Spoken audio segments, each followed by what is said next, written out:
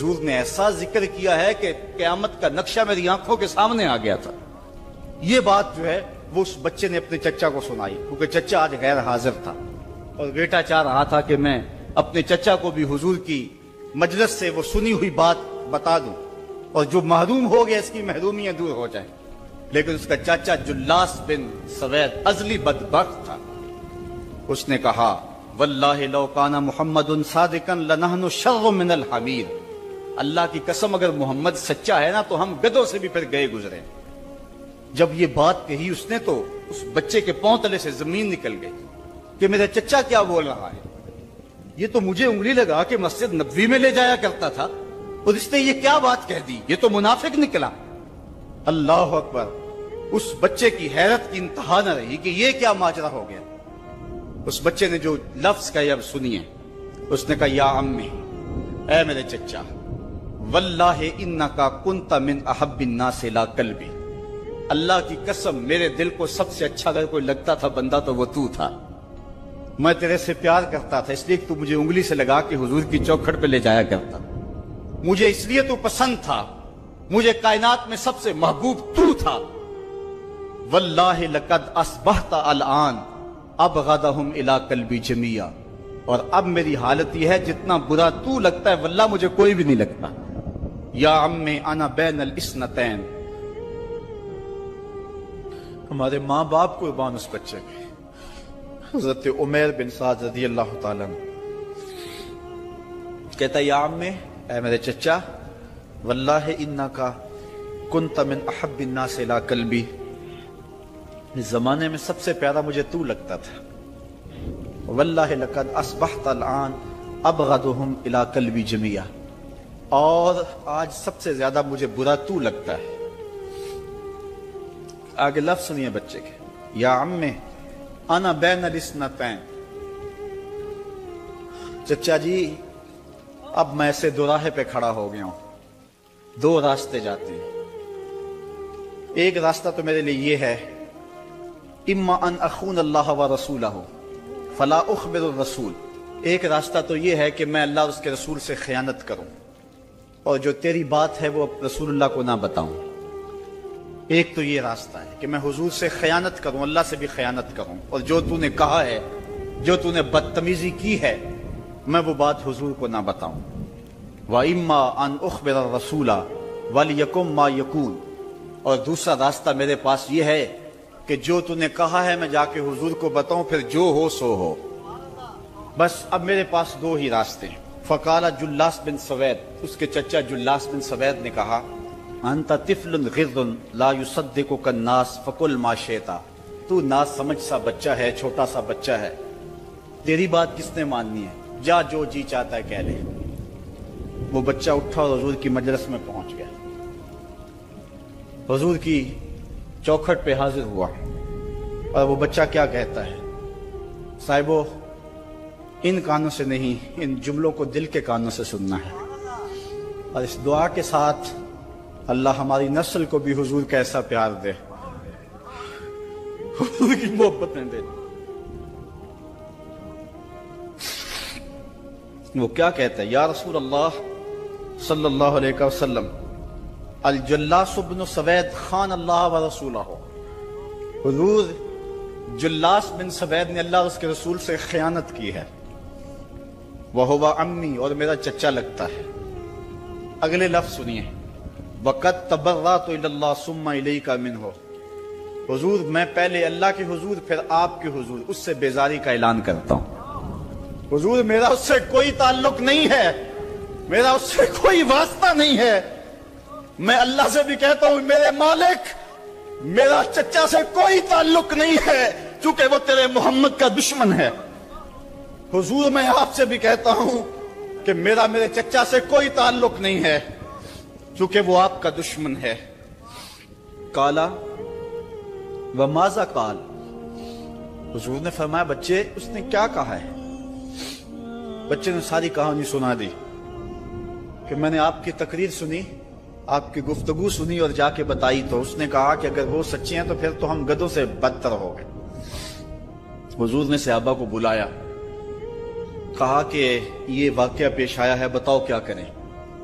صحابہ نے عرض کی ھذا طفل صغیر لا تصدقه فهو لا یعی ما یقول والجلاس بن سوید یصلی معنا وهو شیخ کبیر وعاقل. حضور یہ بچہ چھوٹا ہے، کم عقل ہے، کم سمجھ ہے، یہ تو اپنی بات بھی نہیں صحیح طرح سمجھ سکتا، جو کہتا ہے تو وہ بھی نہیں جانتا. اور جلاس بن سوید بڑی عمر کا آدمی ہے، ہمارے ساتھ نمازیں پڑھتا ہے اور عاقل شخص. تو آپ اس بچے کی بات کی پرواہ نہ کیجیے اور اس کی خبر کی تصدیق نہ کیجیے. ادھر جلاس بن سوید کو جب پتا چلا تو اس نے بھی قسمیں کھانی شروع کر دی کہ میں نے تو کوئی بات کہی نہیں ہے. ایک چھوٹے سے بچے نے جا کے ویسے ہی بات کر دی. تو حضور نے اس بچے کی بات کو نظر انداز کیا صحابہ کے کہنے پہ. اب اس بچے نے جب دیکھا کہ میری بات حضور نے قبول نہیں کی ہے تو اس نے جھولی پھیلا لی اور آسمان کی طرف دیکھ کر کے کہا اللہم ان کنت صادقا فصدقنی وان کنت کاذبا فکذبنی. اے اللہ اگر میں جھوٹا ہوں تو مجھے جھوٹا کر دے اور اگر میں سچا ہوں تو میری سچائی کا اعلان کر دے. یہ بچے نے جب بات کی تو ابھی اس نے منہ پہ دعا مانگ کے ہاتھ نہیں پھیرے تھے کہ جبریل آ گئے اور سورہ توبہ کی آیت نازل ہوئی یحلفون باللہ ما قالوا وَلَقَدْ قَالُوا كَلِمَةَ الْكُفْرِ وَكَفَرُوا بَعْدَ إِسْلَامِهِمْ. یہ قسمیں کھاتے ہیں کہ ہم نے یہ بات نہیں کی ہے. محبوب انہوں نے اسلام لانے کے بعد کلمہ کفر بولا ہے، انہوں نے کلمہ کفر بولا ہے، اس نے بات کہی ہے. تو اللہ تعالیٰ کے محبوب نے اس بچے کو اپنے پاس بلایا، کہا مرحبا بالذی صدقہ ربہ من فوق سبع سماوات. خوش آمدید وہ بچے جس کی 7 آسمانوں سے اوپر رب نے بھی گواہی دی ہے، جس کی رب نے بھی گواہی دی ہے. پھر حضور نے اس بچے کے کان کو پکڑا اور فرمایا وفت اذنک یا غلام وصدقک ربک. بچے تیرے کان نے ٹھیک ہی سنا تھا اور تو وہ ہے جس کی گواہی اور جس کی تصدیق میرے رب نے فرمائی. اللہ اکبر. حضرت عمر رضی اللہ تعالیٰ عنہ کا دور آیا تو انہوں نے حضرت عمیر بن سعد انصاری رضی اللہ تعالیٰ عنہ کو حمص کا گورنر بنا دیا. اور پھر جب وہ فوت ہوئے تو حضرت عمر روئے، فرماتے کاش کہ میرے پاس عمیر جیسا کوئی دوسرا آدمی ہوتا اور میں مسلمانوں کی محافظت کے لیے اسے مقرر کرتا. اللہ اکبر. تو حضور علیہ الصلوۃ والسلام کی محبت اور حضور کے ساتھ وفا کا یہ رشتہ اور یہ تعلق اور یہ گہرا ربط اللہ تعالیٰ کی محبت کا بندے کو مستحق کرتا ہے. اللہ نے بھری بزم کے اندر اس بچے کو عمیر بن سعد رضی اللہ تعالیٰ عنہ کو جھوٹا نہیں ہونے دیا. تو اقبال کہتا ہے کی محمد سے وفا تو نے تو ہم تیرے ہیں، یہ جہاں چیز ہے کیا لوح و قلم تیرے ہیں. کسی امیر شخص کا نام ہے کیا بدن کے اوپر پیوند لگے لباس پہننے والے وہ فاقہ مست کیا امراء کی فہرست میں آتے تھے؟ ہمیں تو وہ کہانی بھی اسلام کی غربت کی یاد آتی ہے کہ جب احد کے اندر 70 شہیدوں کے لاشیں پڑے ہوئے ہیں تو حضرت صفیہ حضور کی پھپھی اپنے بھائی حمزہ کے لیے 2 چادریں لے کر کے کفن کی آتی ہے. تو حضور علیہ السلام نے فرمایا کہ جس قبر میں حمزہ کو دفن کیا جائے اسی قبر میں مصعب بن عمیر کو بھی کفن دیا جائے اور دفن کیا جائے. اور کہا میرے چچا کے لیے اس کی جو بہن میری پھپھو جو 2 چادریں لے آئی ہے، کہا 1 چادر ہم مصعب بن عمیر کو دیں گے. یہ مصعب بن عمیر کون ہے؟ تاریخ پڑھو کتنی دل آویز تاریخ ہے. مکے میں ایک امیر ترین خاتون ہے جس کے بیٹے کا نام مصعب ہے اور وہ اپنے بیٹے کو اتنا خوبصورت لباس پہناتی ہے اور اتنے خوبصورت خوشبو اور عطر اس کو لگاتی ہے کہ مصعب بن عمیر جن گلیوں سے گزرتے تھے دیر تک وہ گلیاں مہکتی رہتی تھی. لوگ کہتے تھے یہاں سے مصعب گزر کے گیا ہوگا اس لیے یہ گلیاں مہک رہی ہیں. اچھا پھر مصعب پہ نظر پڑتی ہے میرے محمد عربی کی تو مصعب بن عمیر حضور کی زلفوں کا اسیر ہو جاتا ہے. ماں کافرہ ہے، جب پتہ چلتا ہے تو اس کا لباس بھی چھین لیتی ہے، سہولتیں اور آسودگیاں بھی واپس لے لیتی ہے. پھر وہ وقت بھی آیا کہ مصعب بن عمیر حبشہ کی جانب ہجرت کر جاتے ہیں. مکے کے حالات کچھ تھوڑے سے خوشگوار نظر آئے تو وہ حبشہ سے واپس مکے جب پلٹے تو ان کے بدن پہ جو چادر تھی وہ جگہ جگہ سے پٹی ہوئی تھی۔ میرے آقا کریم علیہ السلام نے دیکھا تو حضور کی آنکھوں میں آنسو ٹپکنے لگے۔ کہا یہ وہی مصعب ہے جو اتنا خوش پوش نوجوان تھا کہ میں نے پورے مکے میں اس سے خوبصورت لباس پہننے والا کوئی دوسرا شخص نہیں دیکھا، اور آج میرے مصعب کو پہننے کے لیے جو چادر میسر ہے وہ بھی جگہ جگہ سے پٹی ہوئی ہے۔ یہ اسلام کی غربت کی کہانی ہے، اور آج احد میں یہی مصعب بن عمیر شہید ہو جاتے ہیں اور ان کے لیے کفن بھی دستیاب نہیں ہے۔ حضور نے کہا جو میرے چچا کے لیے 2 چادریں لائی ہیں ان میں سے ایک کا کفن مصعب کو دے دو نا، اور دوسری چادر سے کفن میرے چچا کو دے دیا جائے۔ اچھا، حضرت مصعب کے لیے بڑی چادر رکھ دی گئی، اور حضرت امیر حمزہ کے لیے جو چادر تھی وہ چھوٹی تھی، اگر سر ڈھانپتے تھے تو پاؤں ننگے ہو جاتے، اگر پاؤں ڈھانپتے تھے تو سر ننگا ہو جاتا۔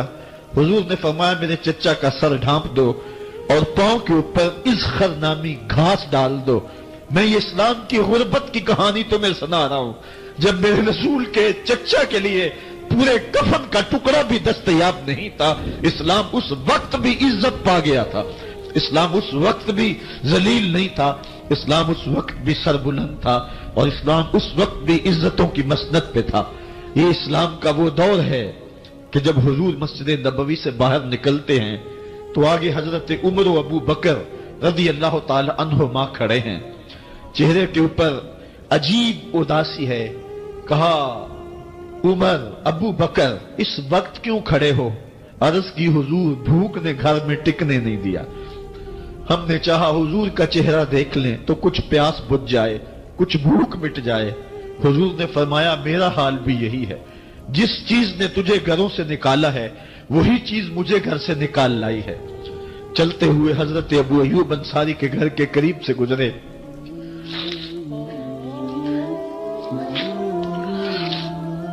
حضور کی خوشبو پا کے وہ باہر آ گئے۔ عرض کی بندہ نواز آج میرے مہمان نہیں بنتے؟ حضور نے کہا تمہاری مرضی۔ گھر لے گئے، چٹائی بچھائی، حضور کو بٹھایا، گھر والوں کو بکری کا بچہ ذبح کر کے دیا، کہا جلدی جلدی کھانا تیار کرو، میرے آقا کو بھوک لگی ہوگی۔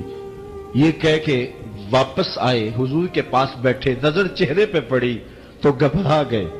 نکاحت کے آثار اتنے واضح تھے کہ سمجھ آ رہی تھی کتنے دنوں سے حضور نے کچھ نہیں کھایا۔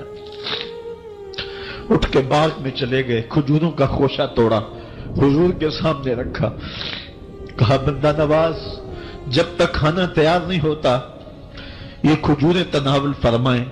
تھوڑی دیر کے بعد کھانا دسترخوان پہ لگ گیا، حضور سے عرض کی گئی حضور آئے کھانا تناول کر لیں۔ حضور نے دسترخوان پر تشریف فرما ہو کر کے حضور نے کپڑا اٹھایا تو حضور نے جب دیکھا کہ کھانا ہے تو حضور نے ایک روٹی لی اور چند بوٹیاں اٹھائیں اور ایک خادم کو بلا کر کے کہا جاؤ ہمارے گھر دے آؤ، میری بیٹی فاطمہ کتنے دنوں سے بھوکی، کہا جاؤ ہمارے گھر دے آؤ، میری فاطمہ کتنے دنوں سے بھوکی بیٹھی ہوئی ہے، مال کے کونین ہیں گو پاس کچھ رکھتے نہیں، 2 جہاں کی نعمتیں ہیں ان کے خالی ہاتھ میں۔ آپ کو پتا ہوگا کہ جب میرے رسول کا انتقال ہوا ہے، حضور کا وصال ہوا ہے، تو حضور کی ایک زرہ ایک یہودی کے گھر میں گروی رکھی ہوئی تھی، حضور نے زرہ رکھ کر کے اس سے قرض لیا ہوا تھا۔ یہ اسلام کی غربت کی کہانی ہے، اور پھر اللہ نے اسلام کو امارت کے رنگ بھی دیے۔ اور تمہیں کہانی سناؤں، حضرت عدی بن حاتم روایت کرتے ہیں، صحیح بخاری میں روایت ہے، یہ حاتم تائی کے بیٹے ہیں، کہتے ہیں میں حضور کی خدمت میں حاضر ہوا، ایک شخص آیا کہنے لگا حضور غربت نے میرا برا حال کر دیا ہے، اور اس نے شکایت کی، غربت کی، پسماندگی کی اور اپنی معاشی بدحالی کی۔ پھر ایک شخص آیا کہنے لگا حضور میرے پاس دولت تو ہے لیکن میں نے جس منزل پہ جانا ہے راستہ پر خطر ہے، تو میرے لیے کیا حکم ہے کہ میں کیسے راستہ طے کروں؟ تو یہ 2 لوگوں نے یہ باتیں کی تو حضرت عدی کہتے ہیں کہ حضور نے روئے سخن میری جانب موڑا اور میری جانب مخاطب ہو کے کہا عدی तूने हीरा देखा है? अदी कहते हैं मैंने अर्ज की हुजूर देखा नहीं, सुना है। हीरा ये शहर है इराक का। तो हुजूर ने फरमाया अदी तूने हीरा देखा है? मैंने कहा नहीं हुजूर देखा नहीं, उसका तज़किरा सुना है। फरमाया अदी अगर अल्लाह तुझे जिंदगी की मोहलत दे तो हीरा से एक खातून चलेगी, तू अपनी आंखों से देखेगा और मक्के तक पहुंचेगी और अल्लाह के घर काबा का तवाफ करेगी और उसको हीरा से लेकर के मक्के तक अल्लाह के अलावा किसी का डर नहीं होगा। कहते हैं कि मैंने दिल में कहा कि फिर बनु तय के डाकू मर गए होंगे जिन्होंने अरब के ऊपर रोब डाल रखा है, तो वो तो फिर खत्म हो गए होंगे। कहते हैं मैं भी सोच ही रहा था कि हुजूर ने मजीद मेरी हैरत में इजाफा करते हुए कहा अदी अगर तुझे अल्लाह ने जिंदगी की मोहलत दी तो तू देखेगा कि किसरा के खजाने तेरी झोली में होंगे। तो उस दौर की सुपर ताकत थी। मैंने कहा हुजूर किसरा बिन हुरमस? हुजूर ने फरमाया हां किसरा बिन हुरमस। कहते हैं कि हुजूर ने फिर फरमाया दी अगर तू जिंदगी पाई तो तू वो दिन भी देखेगा कि एक शख्स ज़कात की रकम लेकर के, ज़कात की चांदी लेकर के, ज़कात का सोना लेकर के निकलेगा और उसको कोई ज़कात का मुस्तहिक ही नहीं मिलेगा। हजरत अदी बिन हातिम कहते हैं कि फिर मैंने वो मंजर अपनी आंखों से देखा कि हीरा से खातून चली और मक्के तक पहुंची और अमन ऐसा था कि उसको अल्लाह के अलावा किसी का डर नहीं था। फिर वो लम्हे भी मैंने देखे कि किसरा बिन हुरमस के खजाने मस्जिद नबवी के बाहर पड़े हुए हैं।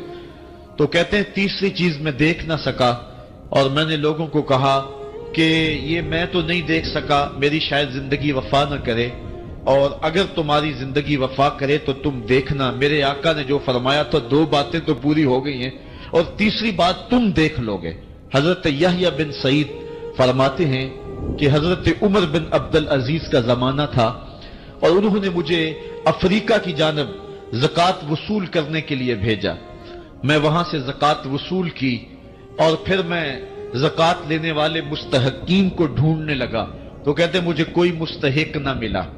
फिर मैं गुलाम पकड़ता और उसके पैसे दे के उसको आजाद करवाता चला जाता।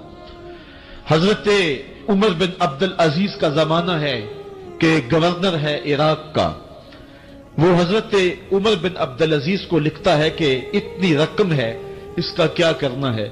तो उमर बिन अब्दुल अजीज कहते हैं रकम लेके यहां ना आना, वहां इराक के लोगों में बांट दो, जो ज़कात के मुस्तहिक हैं उनको तकसीम कर दो। तो गवर्नर लिखता है जो मुस्तहिक है उनको दे दी, अब कोई मुस्तहिक नहीं रहा तो मैं क्या करूं। तो हजरत उमर बिन अब्दुल अजीज कहते हैं जो मकरूज हैं उनका कर्ज उतार दो। तो कहते हैं कि हां कर्ज भी मैंने उतार दिया है, रकम फिर भी बच रही है, क्या करूं। तो हजरत उमर बिन अब्दुल अजीज ने फिर लिखा जो शख्स शादी करना चाहते हैं उनका हक मेहर अदा कर दो। मैंने कहा कि वो भी कर दिया है, रकम फिर भी बच गई, अब क्या करूं। तो हजरत उमर बिन अब्दुल अजीज ने मुझे लिखा कि जो गैर मुस्लिम हैं जिन्होंने टैक्स दिया हुआ है, जितना टैक्स दिया है उससे दुगने पैसे उनको कर्जे में दे दो और उनको कहो जाओ इसका कारोबार करो, खेती बाड़ी करो, और साथ उन्हें यह भी कह देना कर्ज की फिक्र ना करना और ज्यादा इसमें परेशान ना होना, जब दे सकोगे दे देना। ये दौर भी फिर इस्लाम ने देखा और ये घड़ियां भी देखी जब चिथड़े पहने हुए थे, जब पैबंद लगे लिबास पहने थे, जब पेट में डालने के लुकमा भी नहीं था। अल्लाह का दीन उस वक्त भी गालिब था और जब गलियों के अंदर रेशम बिखरा हुआ होता था कोई उठाने वाला नहीं था, दीन उस वक्त भी गालिब था। दीन का गालिब होना या ना होना इसका ताल्लुक जो है वो मालो दौलत से नहीं है। इकबाल कहता है कि जवाल बंदाए मोमिन का बेजरी से नहीं, मोमिन का जवाल बेजरी से नहीं है बल्कि इसका सबब कोई और है। वो सबब ढूंढना है कि हम दुनिया में रुसवा होके क्यों रह गए, हम जमाने के सामने तमाशा क्यों बन के रह गए, आज नबी की उम्मत पूरी कायनात में रुसवा होके क्यों रह गई, आज हमारा तमाशा देखा जा रहा है, आज भूखे कुत्तों को हमारी बेशुर बहनों के ऊपर छोड़ा जा रहा है और उसका तमाशा देखा जा रहा है। क्या हमने ये दिन भी देखने थे, हमने सुराग लगाना है। दौलत की किल्लत और कसरत ये सानवी चीजें हैं। हमने तारीख में देखा है हम कभी माली तौर पे कमजोर थे, रुसवा नहीं हुए। और एक रिवायत حضرت سلیمان بن سرد رضی اللہ تعالی عنہ سے مروی ہے، کہتے ہیں کنت جالسا مع النبی صلی اللہ علیہ وآلہ وسلم، میں حضور علیہ السلام کی مجلس میں بیٹھا ہوا تھا، دو لوگ تھے، وہ آپس میں الجھ رہے تھے، ان میں سے ایک شخص کا چہرہ غصے سے سرخ ہو گیا، رگیں پھولی ہوئی تھیں، اور ایک دوسرے کے لیے سب و شتم کا ماحول پیدا ہو گیا تھا۔ اللہ کے رسول صلی اللہ علیہ وآلہ وسلم نے ارشاد فرمایا، میں ایسا کلمہ جانتا ہوں کہ اگر یہ کلمہ پڑھ لیں تو ان کا یہ غصہ زائل ہو جائے گا، ان کی جو کیفیت ختم ہو جائے گی، اور وہ کیا ہے؟ اعوذ باللہ من الشیطان الرجیم، یہ پڑھ لیں تو جو ان کے اندر ہے وہ چلا جائے گا۔ تو لوگوں نے اس شخص کو کہا جس کی رگیں پھولی ہوئی تھی اور غصے سے اس کا چہرہ سرخ ہوا جا رہا تھا کہ تعوذ پڑھو، اعوذ باللہ من الشیطان الرجیم پڑھو۔ اور یہ اللہ تعالیٰ نے قرآن مجید میں ارشاد فرمایا ہے کہ جب غصے سے انسان بے قابو ہو جائے تو اس کو چاہیے کہ وہ اپنے غصے سے باہر نکلنے کے لیے تعوذ پڑھے۔ ایک روایت میں ہے اللہ کے محبوب نے ارشاد فرمایا، تم میں سے اگر کوئی شخص غصے میں آئے تو وہ خاموش ہو جائے، تو خاموشی سے غصے کا لیول نیچے آنا شروع ہو جائے گا۔ اور ایک روایت میں ارشاد فرمایا، جب تم میں سے کوئی شخص غصے میں ہو تو وہ کھڑا ہوا ہو تو وہ بیٹھ جائے، اور اگر اس کا غصہ اس سے زائل ہو گیا تو ٹھیک، ورنہ لیٹ جائے۔ یعنی اگر وہ کھڑا ہو تو بیٹھ جائے، اور اگر بیٹھنے کے باوجود بھی غصہ ختم نہیں ہونے پا رہا تو لیٹ جائے، خاموش ہو جائے، تعوذ پڑھے اور بیٹھ جائے یا پھر لیٹ جائے۔ تو یہ چار صورتیں غصے کو کم کر دیتے ہیں۔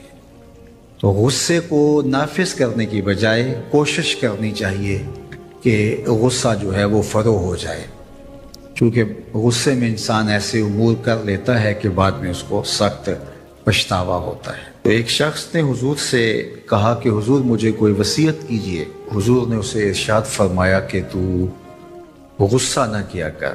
اس نے پھر کہا مجھے وصیت کیجئے، تو آقا کریم نے پھر فرمایا غصہ نہ کیجئے۔ اس نے پھر کہا، یہ بات ایک بار نہیں، اس نے کئی بار حضور سے پوچھی۔ وہ کوئی اور وصیت طلب کرنا چاہ رہا تھا کہ یہ تو ٹھیک ہے، کچھ اور وصیت بھی کیجئے۔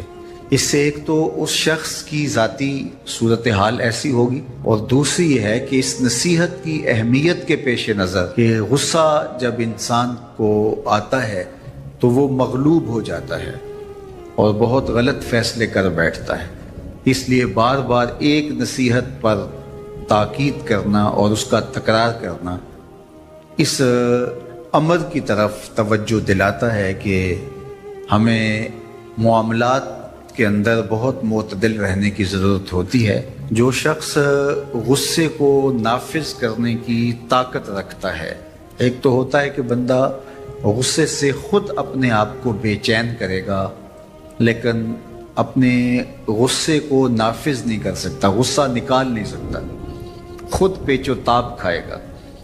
لیکن یہ وہ شخص ہے جو غصے کو نافذ کر سکتا تھا، اس کے پاس طاقت تھی، لیکن اس نے اس کے باوجود غصے کو ضبط کیا۔ حضور علیہ السلام نے ارشاد فرمایا، قیامت کے دن اللہ تعالیٰ لوگوں کے سامنے اسے بلائے گا، تو اللہ تعالیٰ اسے اختیار دے گا کہ جنت کی حوروں میں سے جس کے ساتھ تم نکاح کرنا چاہتے ہو، جس کے ساتھ تم رہنا چاہتے ہو، تمہیں اس کا اختیار دیا گیا ہے، اس لیے کہ تم نے اپنے غصے کو ضبط کیا، اس کو نافذ کرنے کی طاقت کے۔ یہ بھی ہوتا ہے کہ کسی کو کسی عمل خیر کی توفیق ہو جاتی ہے تو وہ اس پر اللہ کا شکر کرنے کی بجائے دوسرے لوگوں کو جو فی الحال اس توفیق سے محروم ہیں حقارت کی نظر سے دیکھنا شروع کر دیتا ہے۔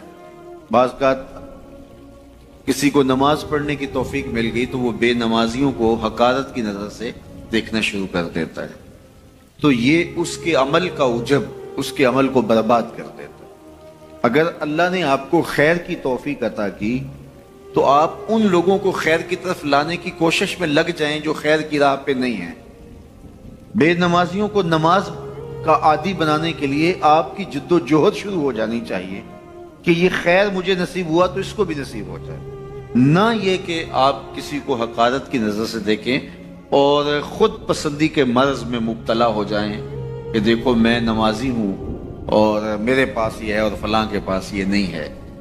تو اس پر اللہ کا شکر ادا ضرور کیجئے کہ اللہ نے مجھے توفیق عطا کی، لیکن کسی کو حقیر جاننے کی بجائے اس کو خیر کی راہ پہ لانے کی کوشش کریں. تو یہ آپ کے صالح اعمال کی قبولیت کا ذریعہ بن جائے گا. نہیں تو اگر ریا شامل ہو گئی تو عمل برباد، اگر تکبر آ گیا تو اللہ کو تو پسند ہی نہیں، اگر عجب پیدا ہو گیا تو عمل کا نتیجہ آپ کو نصیب بھی نہیں ہو سکے گا. اس لیے عمل خالص ہو، صرف رضائے الہی کے لیے ہو. وہ عمل مرد نے کیا ہے یا عورت نے کیا ہے اس سے غرض نہیں ہے. شرط ہے کہ ایمان کے ساتھ اس نے صالح اعمال کا ذخیرہ جمع کیا ہے، تو اس کو اللہ تعالیٰ جل شانہ ستھری، پاکیزہ، مطمئن اور خوبصورت زندگی عطا کرتا. اب وہ خوبصورت زندگی حیات طیبہ کیا ہے تو سنیے. حضرت سعید بن جبیر رضی اللہ تعالیٰ عنہ فرماتے ہیں کہ حیات طیبہ سے مراد الرزق الحلال ہے. اللہ جل شانہ جس کو پاکیزہ اور ستھری زندگی عطا کرتا ہے اس کو رزق حلال عطا کرتا ہے. حلال رزق کا نصیب ہو جانا ایک خوبصورت زندگی کا نصیب ہو جانا ہے، کیونکہ حلال میں طمانیت رکھی گئی ہے. ایک شخص جتنا بھی حرام رزق اکٹھا کر لے اس کو اس سے طمانیت باطن، سرور باطن نصیب نہیں ہو سکتا. اس کے اندر اطمینان اور قرار نہیں آ سکتا، کیونکہ حرام میں یہ ہے ہی نہیں. تو حلال تھوڑا بھی مل جائے لیکن ہو حلال، وہ باطن کی طمانیت کا سبب ہے، اندر کی روشنی کا ذریعہ ہے، اور ایک سرشار، مطمئن، خوبصورت اور خوشگوار زندگی کی ضمانت ہوتی ہے رزق حلال. اللہ ہم سب کو اپنی جناب سے رزق حلال ہی نصیب کرے. اور اگر ہم سچے دل سے یہ عہد کر لیتے ہیں کہ اللہ ساری زندگی تو ہمیں رزق حلال ہی دینا، اور ہم بھی ساری زندگی حرام کے ایک لقمے سے بھی اپنے آپ کو محفوظ کریں گے، اللہ آپ کے لیے حلال کے راستے کشادہ کر دے. سیدنا و مولانا محمد، اللہم صل علی سیدنا و مولانا محمد. اللہ کے شعر ہے در کرار پر درود